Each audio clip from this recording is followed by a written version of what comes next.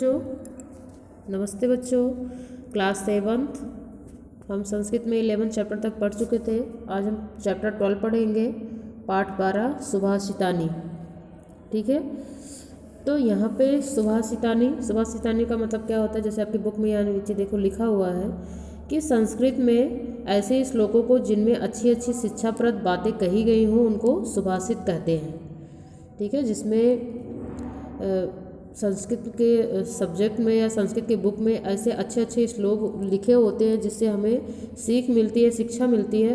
तो ऐसे श्लोकों को या ऐसे चैप्टर को सुभाषितानी बोलते हैं। ठीक है, तो ये आपका सुभाषितानी है, मतलब यहाँ पे हम ऐसे ऐसे श्लोक पढ़ेंगे जिससे हमें बहुत अच्छी अच्छी बातें जानने को मिलेगा। जैसे इसमें पहला है, आपका पहला श्लोक है, चंदन शीतलम लोके चंदनात् अपि चंद्रमा चंद्र चंद्रनयो मध्य शीतला साधु संगति। ठीक है, तो यहाँ पे इन्होंने क्या बताया कि चंदन शीतलम लोके।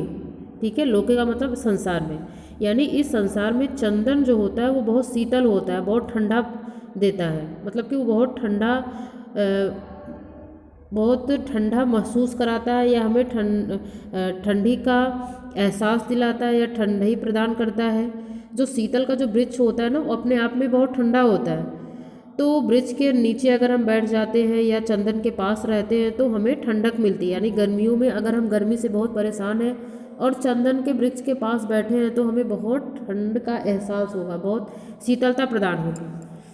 ठीक है, तो यहाँ पे इन्होंने बताया कि संसार में जो चंदन होता है वो उससे हमें शीतलता प्रदान होती है, यानी ठंडक मिलती है। चंदनात् अपि चंद्रमा, और चंदन से भी ज़्यादा शीतलता चंद्रमा में होती है।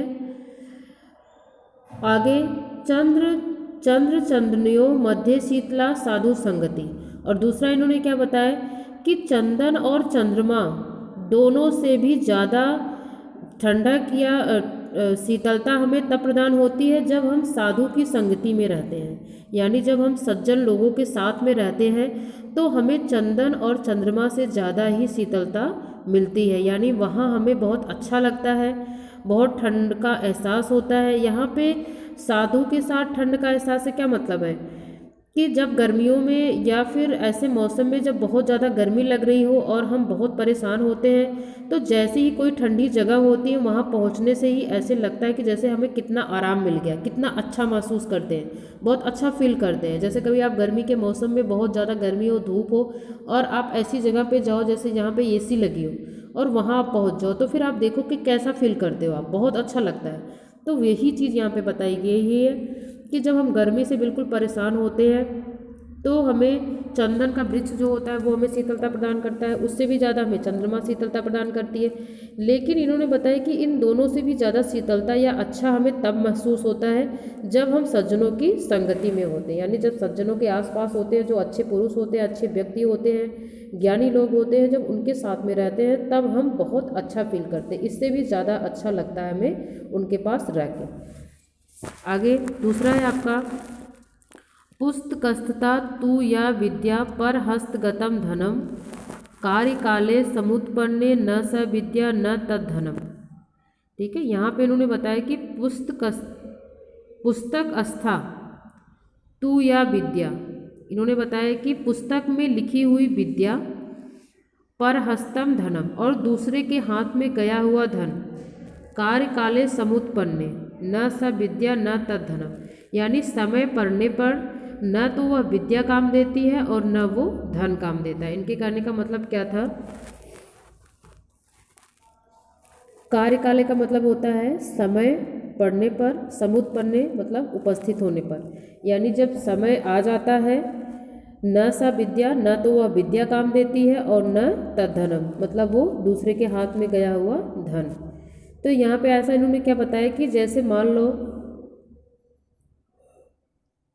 जब आप पढ़ाई करते हो तो बुक और कॉपी में तो सारी चीज़ें लिखी होती हैं, हर क्वेश्चन का आंसर लिखा होता है, लेकिन जब आप एग्ज़ाम में बैठते हो तब क्या वो बुक और कॉपी आपको काम देता है? नहीं देता है, क्योंकि जो चीज़ें आपके माइंड में होती है, जो चीज़ें आपने सीखा है, जो आपने पढ़ा है, जो आपने लर्न किया है, उसी चीज़ को आप कॉपी में लिख पाते हो, यानी वही चीज़ आपको काम देती है। ना तो सुंदर राइटिंग में लिखी हुई कॉपी में लिखा हुआ आंसर आपको काम देगा, ना तो बुक में लिखा हुआ आंसर काम देगा। ठीक है, तो यहाँ पे राइटर के कहने का मतलब क्या था कि पुस्तक में लिखी हुई विद्या हमें काम नहीं देती है समय पढ़ने पर। मतलब जब हमें समय लगता है, ऐसा समय आता है, तब वो ऐसा कुछ समय होता है कि जब वो कॉपी में लिखी या बुक में लिखी हुई विद्या हमारे काम नहीं आती। और वो कौन सा समय होता है? जब आप एग्जाम हॉल में बैठे होते हैं या टीचर आपसे कोई क्वेश्चन कर रहा होता है, तब आप क्या करोगे? तब आप क्वेश्चन का आंसर बुक में खोज के बताओगे, या फिर जो आपको याद रहेगा उसको बताओगे, या फिर पेपर में आप क्या करोगे? कॉपी में से खोल के तो लिखोगे नहीं, जो आपको याद रहेगा वही लिखोगे।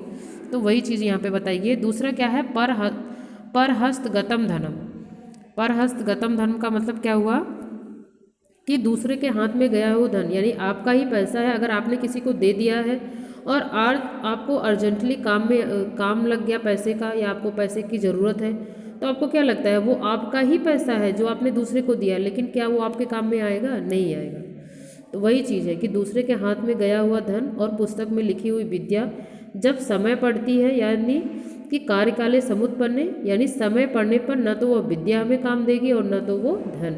यानी कि जो हम दूसरे को धन दे देते हैं या पैसा दे देते हैं, तो उसको भी हम अपना ना समझें कि वो मेरा है, क्योंकि अब आप जब वो इंसान आपको देगा तभी वो आपका अपना होगा, नहीं तो अब आपने उसको दे दिया तो अब वो उसका हो गया, वो उसको काम देगा, आपको काम नहीं देगा समय पड़ने पर। ठीक है, अब हम थर्ड चलेंगे। यहाँ पे है प्रदोषे दीपिका चंद्रा प्रभाते दीपिका रवि त्रैलोके दीपिका धर्म सुपुत्रा कुलदीपिका। यहाँ पे इन्होंने क्या बताया? प्रदोषे दीपिका, प्रदोषे का मतलब होता है सायंकाल। सायंकाल में जो दीपक होता है वो क्या होता है? चंद्रमा होता है। प्रभाते दीपिका रवि, प्रभाते मतलब प्रातःकाल, प्रातःकाल में जो दीपक होता है वो क्या होता है? रवि, रवि मतलब सूर्य होता है। इनके कहने का मतलब होता है कि जैसे ही सायंकाल होता है तो हमें उजाला, मतलब दीपक का काम कौन करता है? उजाले का काम कौन करता है?